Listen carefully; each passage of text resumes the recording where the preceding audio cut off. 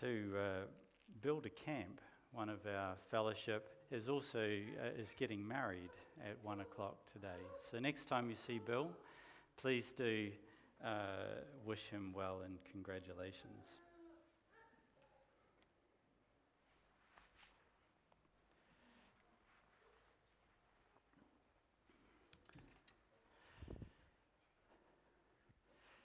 This is going to be the Reader's Digest version today. The last thing I want you to take away from my last sermon is that I wish he'd talked less. I first met Jack and Edna in Rwanda. Jack and Edna Harris had come to do some camp meetings in this central African country, way up in the foothills, 60 miles south of the equator. Now at Rwanda Union Mission, we got visitors, lots of visitors. Everybody who had any legitimate business to come and visit Rwanda Union Mission would take the opportunity. They would love to come and see the gorillas, gorillas in the mist, go up into the Ruwenzori Mountains and see the mountain gorillas. And then we would take them to Akagera National Park and go on safari so they could see all of the beautiful animals there. Now this was 1988. It was the year before the Civil War started, and it was a couple of years before the wholesale killing began in Rwanda. It was a very interesting and peaceful place. Beautifully green, lovely climate. My apartment actually had a fireplace in it. It gives you a sense that you're on the equator, but it was actually a really beautiful place to be. Lovely and green, mountains, everything that Seattle has except for an ocean. You're right in the middle of the continent. It was a fascinating place to visit, and visit they did. But when I got to know Jack and Edna, I realized that they weren't your usual missionary tourists. They were actually there to be a blessing. They wanted to be a blessing to the Rwandese people, and also importantly, they wanted to be a blessing to the missionaries that were serving in that, I shouldn't say God-forsaken place, because no place on earth is God-forsaken, but it had just been designated by the World Bank as the poorest place on earth. 200 kilometers by 200 kilometers, 7 million people crammed in there, no natural resources to speak of. It was a pretty tough place to be. Now, if you grew up on mission stories, how many of you have listened to a lifetime of mission stories? Are they positive or negative? They are all undoubtedly positive. You're all human beings. You're all researchers of human nature. Do you think it's plausible that every mission story in the world is positive? Spoiler alert. If you have ever been in the mission field, you know that everything is not all good. Here I was, a young professional in the mission field, ready to change the world and to make a difference. And the first thing I'm dealing with is a multi-million-dollar fraud, a massive fraud. Then I'm seeing missionary couples being sent back to the homeland by the week because of adulterous relationships. And I'm thinking about all of this, and I'm thinking, I'm going to get to Africa and I'm going to make beautiful friendships with the local people. And I realized how hard that was. In a country where people's most beautiful asset, most valuable asset might be a plastic bag. That they could earn more by following me around for a day and picking up what I throw out than they would in a whole year's worth of hard labor. You could see that it was difficult to find out that somebody was making friends with me because they wanted to be friends with me, or whether they just wanted to get some stuff from the Westerner. And you get sick, real sick, sickness like only Africa can serve up. I got malaria and I wanted to die. And then I got really sick after that and thought I was going to die.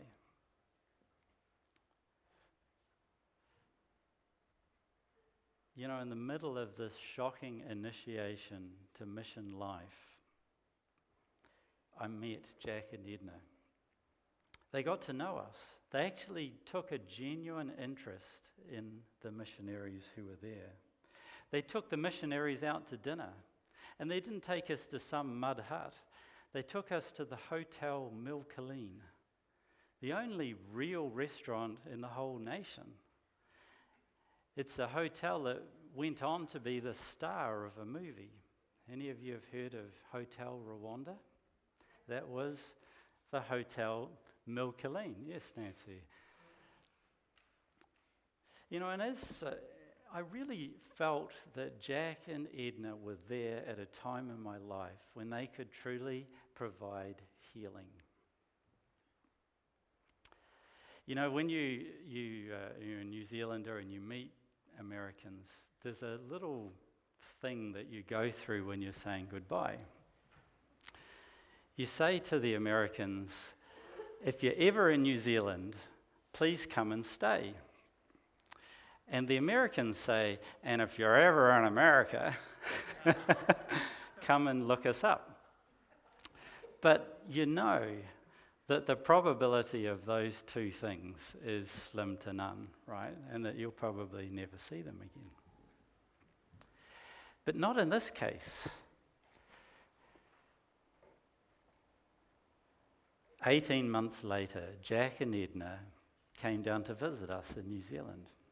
It was just before Angela and I were to be married, and they had a huge impact on our life as a couple then. And the next year, we moved to a strange place, a place that we had no knowledge of, a place called Seattle. It had weird place names like Yakima and Spokane and Puyallup. And the only people we knew in the Pacific Northwest were Jack and Edna. And they were like family to us. They said, come on down to Portland. And they just loved us. They took us as their children.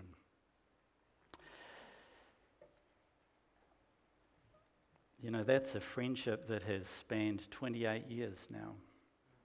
Now, some years prior to meeting Jack and Edna, Jack was lovingly supporting a missionary couple. The missionary couple was from a place called Auburn, Washington. And this missionary couple had gone to one of the places on the planet, one of the few places on the planet that is more remote than Central Africa. It's a place called La Crete, Canada. To give you a sense of La Crete, Canada, they don't speak English. It's a Mennonite community. They still to this day speak German. It is a very closed community. You have to earn your way into it. And to give you a sense of how remote this is, if you drive from here, from Seattle to Edmonton, that's a long way, right? I think it's a long way. Never been, Ron. Oh, you don't know where Edmonton is? Oh, well, you'd sort of go to Calgary and then hang a left, really, and just and head up, or go to the Glacier National Park and head left, a long way. When you get to Edmonton, you're only halfway, and that second half is unbelievable. It is really quite a mission to get there. It is in northern Canada, a total wasteland. Now, if you're from Canada, maybe it's offensive to talk about your country as a wasteland, but I'm sure there's some beautiful stuff up there. But it is really out the back and beyond. Now, Oddie and Betty Velez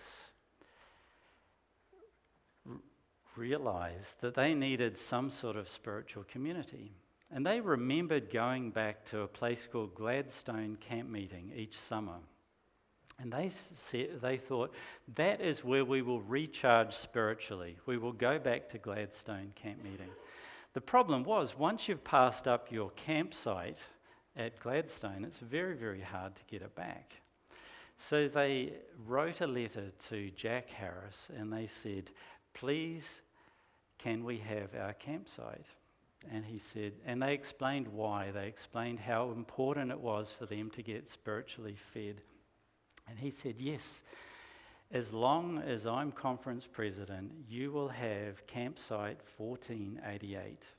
It is yours, and this is your place, your spiritual home. And they would come down each summer and they would stay in campsite 1488. And as they were leaving, Jack would just load them up with all sorts of evangelistic stuff. Bible studies, Bibles, books, things called Duquesne projectors, if anyone remembers those. All sorts of AV equipment. And also Jack would spend time writing. Every 2 or 3 weeks he would write a personal letter to these missionaries to northern Canada. You think it's a busy thing, a busy job to be a conference president? It must be, right? But to personally take the time to write to a missionary couple every 2 or 3 weeks. It was amazing.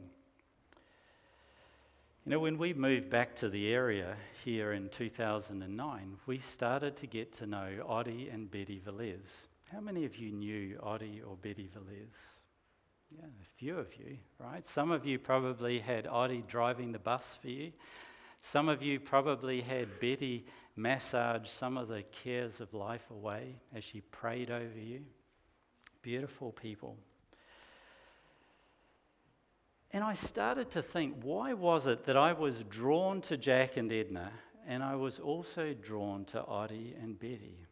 Why would I be drawn to these two couples and they were drawn to each other?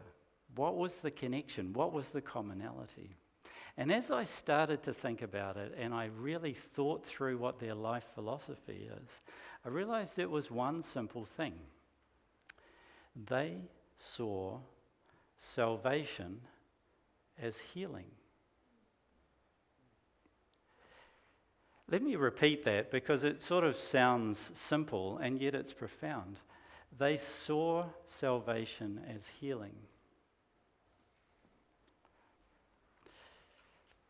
They understood salvation in terms of healing. Now, Betty showed me one of her carvings in which she depicts a favourite verse of hers, Ezekiel 34:16, and you can see Greg's got that up on the screen. Ezekiel 34:16, I will seek that which was lost and bring back that which has strayed, and I will bandage the hurt and crippled, and will strengthen the weak and the sick. Have you had a great disappointment? Have you managed to get through to this point in your life without any great disappointment? Have you had a bereavement, a failed marriage, a failed relationship, a strained relationship with a child, a struggle with some sort of health difficulties? God says, I will seek that which was lost and bring back that which has strayed, and I will bandage the hurt and the crippled, and will strengthen the weak and the sick. Fortunately, as I've gotten to know North Hill Adventist Fellowship, I realise we don't have any weak or sick or crippled. We're all perfectly 100% functioning human beings in this fellowship, right? Absolutely not. Dream on, indeed. You know, the whole chapter in Ezekiel shares the imagery with Psalm 23, which is about healing. It's restoring your soul as God leads us through the green pastures and invites us to lie down. He brings us healing through rest. Now, it's interesting to do a Bible study on the word rest throughout the whole Bible. Very easy to do now, right? You just go to Bible Gateway or your favorite Bible app and just search on the word rest, and it all just shows up. It is a beautiful, beautiful Bible study to go through. There's lots of references in Psalms to God as healer. For example, in Psalm 6 verse 2, David cries out saying, "God, heal me." Have any of us actually called that out at some time in our life? God, heal me. And then in Psalm 30 verse 2, he says, "I cried out to you and you healed me." And in Psalm 41 verse 4, he says, "I need healing for my soul." What does healing for my soul mean? To restore my soul. You know, the Old Testament prophetic books are full of references to God as the healer. But we're going to skip over those for the sake of time. But all four of the Gospels speak of Jesus as the physician. Right? Do you remember that? Where he says, you know, a physician is sent to those that are sick, not those that are well. He was sent to those that know they're sick. And then in Exodus 15 verse 26, the Lord introduces himself to the children of Israel, and he says, "I am the Lord who heals you." Not the Lord who saves you, not the Lord who redeems you, not the Lord who delivers you, not the Lord who loves you. I mean, God does all those things. He saves, he redeems, he delivers, he loves.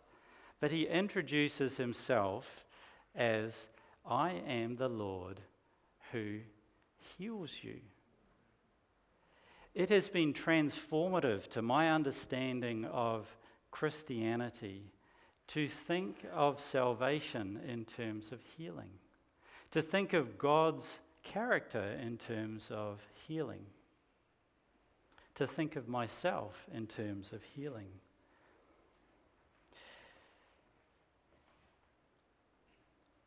When we have a great disappointment, we need to hear the Lord saying, "I am the Lord who heals you. I provide joy out of sorrow. I provide you with perception to see that that great disappointment is not, in fact, a disappointment, but is the beginning of a far greater understanding of what he wants for us." You know, I attended Alcoholics Anonymous some years back, and I learned so much from Alcoholics Anonymous. I just think that is a phenomenal program. But I learned that God is trying to heal each one of us. That's what it is about. You know, Christianity focuses on John 3:16, as if that's our stock in trade, that we should not perish. That's a great thing. I don't want to perish. But when we focus on that, we are just like the prodigal son who is saying, "You know what, I go back to my father because I don't want to starve." But when you go back to the Father, you find that not starving is just the beginning of what the Father is going to do for you. He's going to restore you to every part of your previous life. He's going to restore you to being a son or a daughter in the family. You know, last week we studied the biblical basis for seeing Sabbath as salvation. This week we are seeing salvation as healing. Do any of you remember the transitive rule in mathematics? If A equals B and B equals C, then what? Then A equals C. We all learned well in school, transitivity. If Sabbath is a symbol of salvation, and salvation is healing, then what is Sabbath about? Sabbath is about healing. Our friend Jack Harris commissioned a huge wall carving for the Oregon Conference office. And he turned to Betty Velez to do that carving. And she carved this beautiful thing with 7 panels, and it was the 7 miracles recorded on the Sabbath. Why on the Sabbath? Why 7? Why did God, through his Holy Spirit, give us a Bible that has 7 recorded miracles of Jesus on the Sabbath? Now, Angela really has a problem with the way English is taught in schools. You know, you're reading all this stuff, Shakespeare, and the teacher's telling you that they really meant this, and they meant that, and there's all sorts of symbolism. She said, why can't they just read it? It's just a story, right? I don't know about all this stuff. She said, you know, so Shakespeare mentions this thing 3 times. Maybe he just forgot the previous 2 times. But perhaps in this case, there is some importance to those miracles occurring on Sabbath, and there is some importance to them being 7 of them. The number of 7 is deeply symbolic in the Bible. Whenever you see the number 7 show up in the Bible, it's an alert. It's saying, sit up and pay attention, because God is trying to show us something. The number 7 symbolizes what in the Bible? Completeness, perfection, complete totality, perfection, yes. And to give you just a few examples, and I could go through pages of them, and I won't, but in the Gospel of John, there are 7 references to Jesus as the I am. What is John trying to do there? Yeah, he might have just forgotten the previous 6 times. But it's possible that he's saying that not only is Jesus divine, but he is the total and complete and perfect image of the Father. There are 7 recorded indictments by Jesus of the Pharisees. Again, a total and complete indictment of them. I don't intend to go through the 7 recorded miracles of the Sabbath for a number of reasons. One is we're almost out of time. The second is it results in what I call a countdown sermon. We think he's up to 3, 4, goodness, and you're calculating out when it'll get to 7. It's miserable.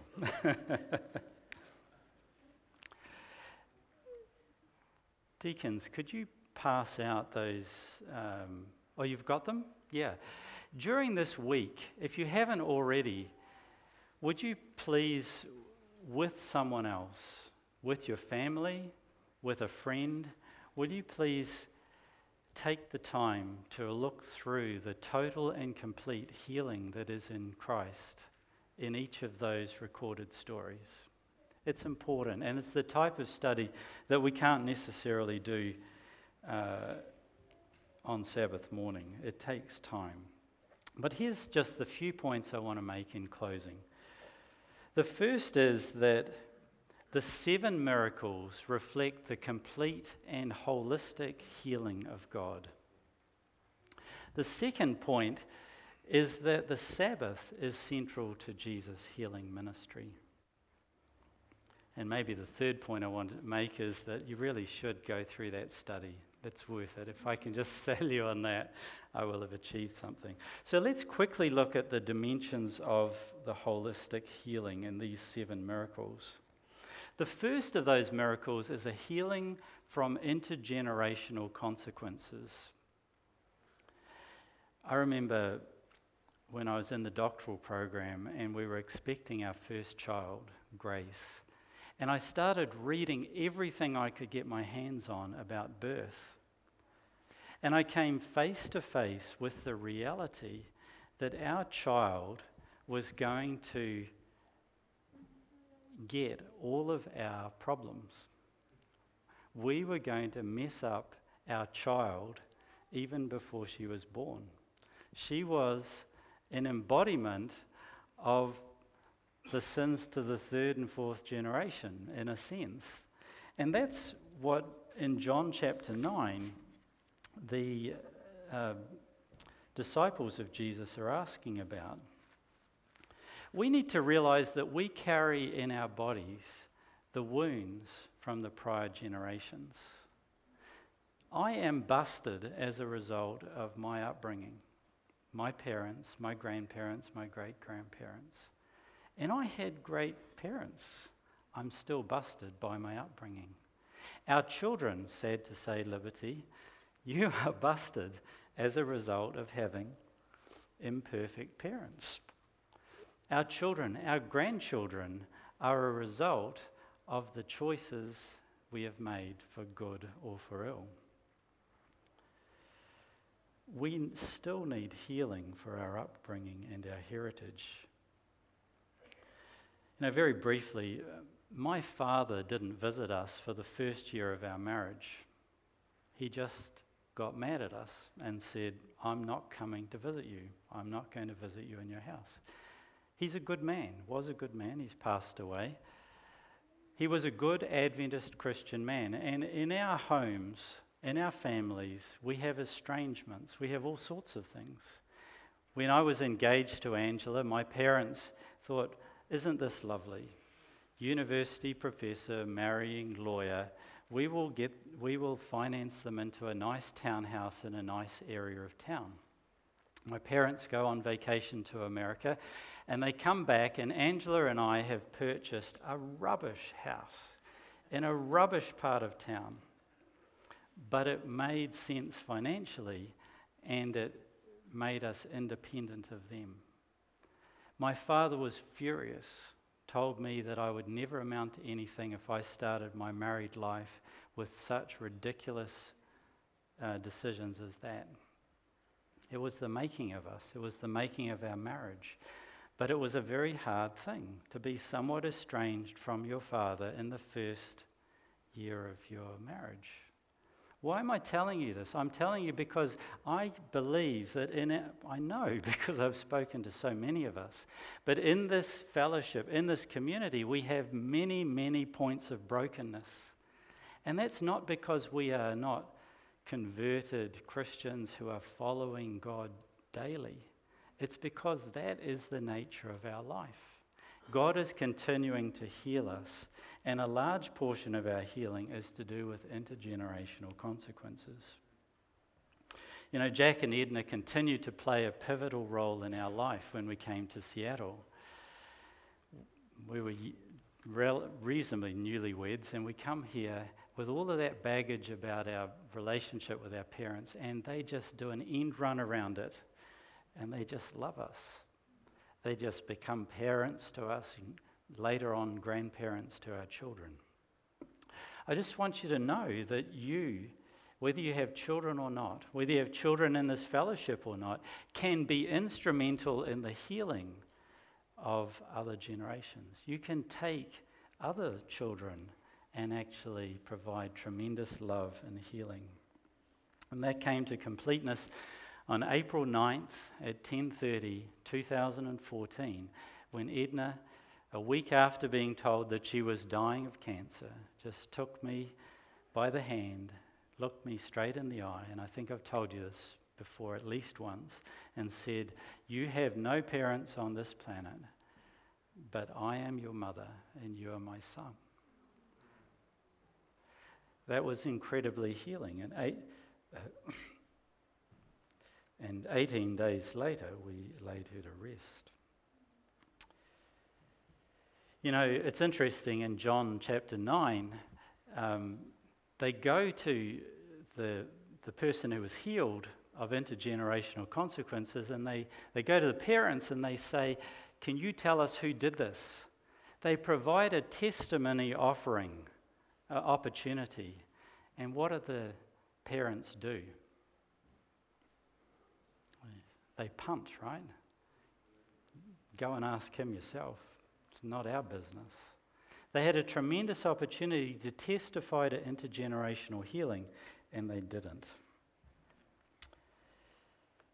I'm going to skip over a lot of this here because we're just going to wrap it up. But If you look at those 7 miracles of the Sabbath, you will see that they tick all the boxes. There are times when Jesus healed because he was asked to heal. There are times when he healed and the person didn't ask. There are times when he healed and the person who was healed was incapable of asking. They didn't even know their need. There are times when he healed physically. There are times when he healed mentally. He sometimes restored people to their prior state. Other times, he restored them back to a state that they had never experienced in their entire lives. There are times when he asked people to participate in their own healing. He asked them to do something. There are times when he just passively healed them through the power of his word. You know, I had stories in here about healing that I felt that I received in Rwanda while I was there, but your stories of healing are better than mine. And so I encourage us in fellowship to share our stories of healing, because that's healing in and of itself, isn't it, John?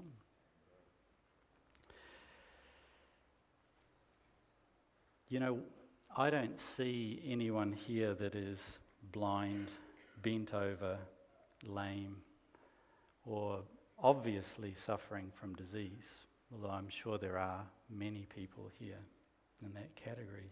But many of us are bent over by the cares of this world. Many of us don't have a withered hand, but we have withered relationships that are not what they should be. We may not be blind, but we may have blindness to some of the relational difficulties that we experience. One of the deepest wounds is that no one's there to support us, to enable our healing. Nobody to carry us to the pool of Bethesda. Jack and Edna were that for me at a dark point in my life. Jack was there to support Oddie and Betty Velez as well. Okay, second point very quickly here, the Sabbath and healing. What is the role of Sabbath in our healing? Well, the first thing it does is it points us back to Eden. It points us back to how things should be. As Ken Edstrom is fond of saying, he's at a Voice of Prophecy thing down in Portland today, healing is returning to the original design. And that's where theistic evolution lets us down as people who are seeking healing, is it doesn't point us back to a perfect original. Sabbath points us back to that perfect original. I want to just very briefly turn to Exodus 15.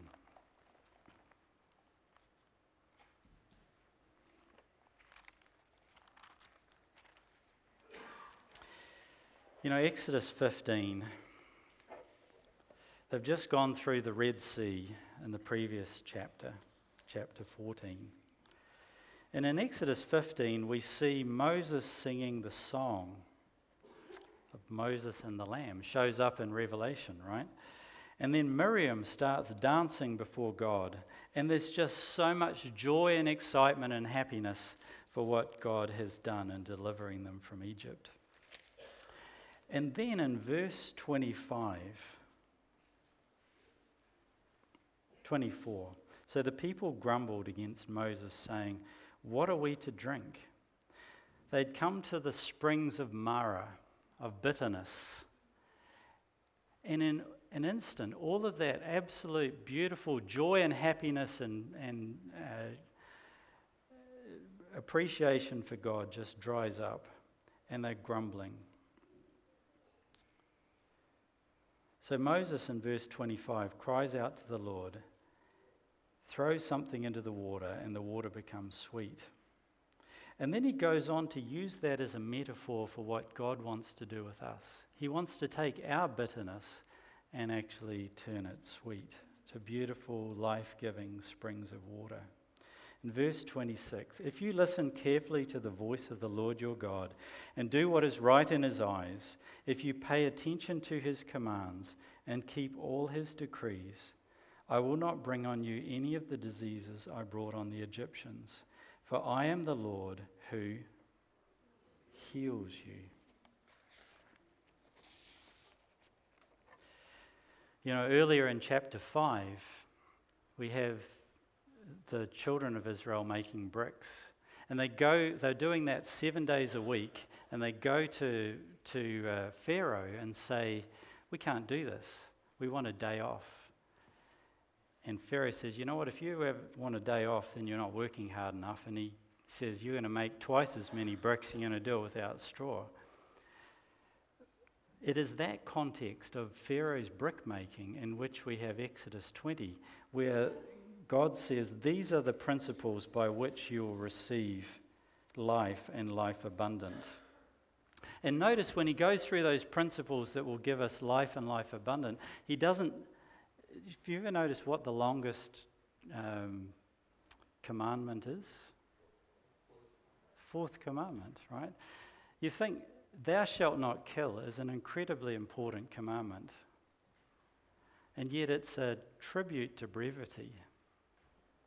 But when you get to rest, God knows that we'll say, well, you can't rest. Oh, yes, well, I'll get my son to do it. No, not your son. Well, I'll get my daughter to do it.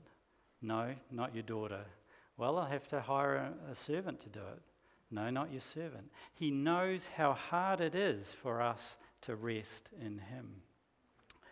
This morning, as I'm addicted to my cell phone. I'm addicted to the news. I'm addicted to the weather. I'm addicted to email. I'm addicted to texts. This morning I was getting ready and I'm just looking at my phone and I'm thinking, well, I wonder if the world has ended. Put it down, Alister. Turn it off.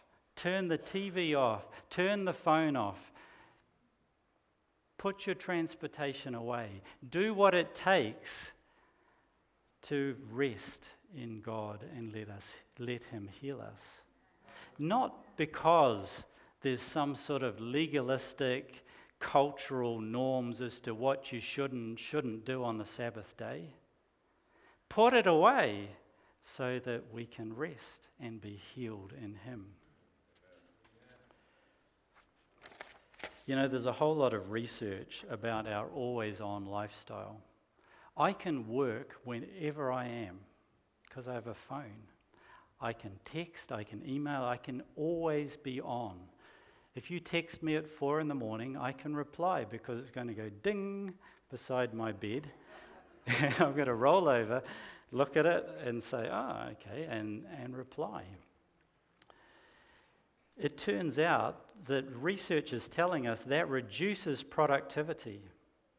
Have you read that stuff in the Bible about healing our lands and the idea of giving the land a Sabbath rest? The land was more productive because it wasn't taken to full efficiency. You think taking life to full and complete efficiency 7 days a week, 24 hours a day, is Pharaoh's brickyard. And Jesus is calling us out of Pharaoh's brickyard and he's saying, rest in me so I can heal you. You know, the whole idea of the healing of the land is a sermon in itself, but we're going to leave that. I was sitting... Can I briefly tell you a story? Sorry.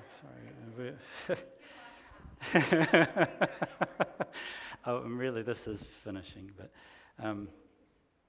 I was sitting in my hotel room in Riyadh. Back then, Saudi Arabia used to have a weekend, which was Thursday and Friday, and then I would take Sabbath as my day of rest, which really intrigued them.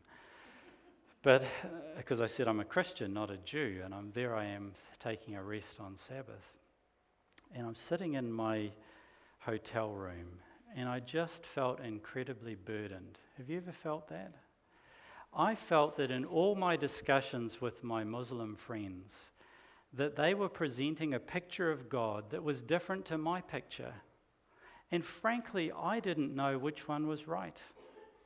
And then I was thinking about how, with my Christian friends, they were presenting a picture of God that was different to mine, and I didn't know which one was right.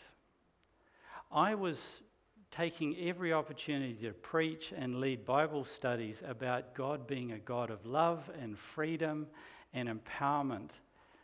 And yet there were so many indications in the history of 2,000 years of Christianity and in Islam that actually God isn't your friend.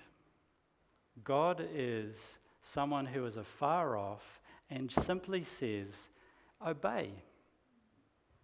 And I was thinking about what is it in 2 Timothy, where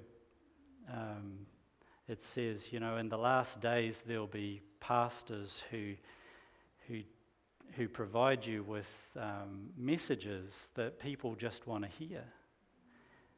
I have preached over the last 6 months about God being your friend, God being our friend, God being somebody who's personally interested in us. And I was sitting there with an incredible sense of burden. How do I know I'm right? How do I know that the billions of Christians and Muslims in the world who think God's just about obedience, what if they're right and Alister Hunt is wrong? And I was praying over that. And suddenly I felt healing just go through my body from head to toe. I wasn't praying for healing. I didn't think I needed it. But suddenly I had an incredible sense that people I'd held animosity towards from my childhood days had just slipped away. And I felt it in my body. I would happily have any of those people in my home as guests in my home, and yet, unbeknownst to me, I'd held that in my body as tension and as an absence of peace. That could have happened on a Tuesday. It could have happened any time, but it happened on a Sabbath where I had drawn away to rest and to spend time in communing with God. I would say to you, if you are celebrating a Sabbath and you are not experiencing healing on the Sabbath, then you are not celebrating a Sabbath, even if you're doing it on the right day. Find time in the seventh day of the week to seek healing, to seek to restore and rebuild relationships with family and friends and with God. In lieu of our prayer, I don't want a final prayer. I would like us to pray with each other. Remember in James 5:16, it says, confess your faults one to another and pray for one another that you may be, what? Healed. Don't you think that it should say, confess your faults one to another and pray to one another so that you can be forgiven? Or that you can have peace? Why does it say that you will be healed? I believe we hold things in our body that are related to our absence of forgiveness, either of us or of others.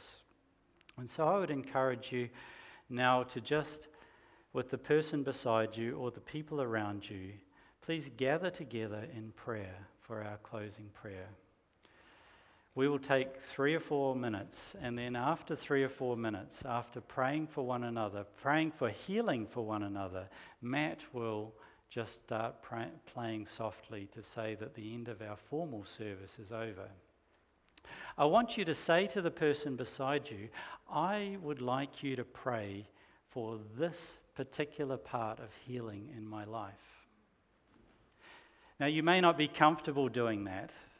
You may, in fact, say that, you know what, when somebody says, what can I pray for? Just turn to them and say, please pray for me. That's all you need to say. But if you can, and you're willing to, please be more specific about something that they can pray for. What miracle of healing will you ask Jesus for this Sabbath?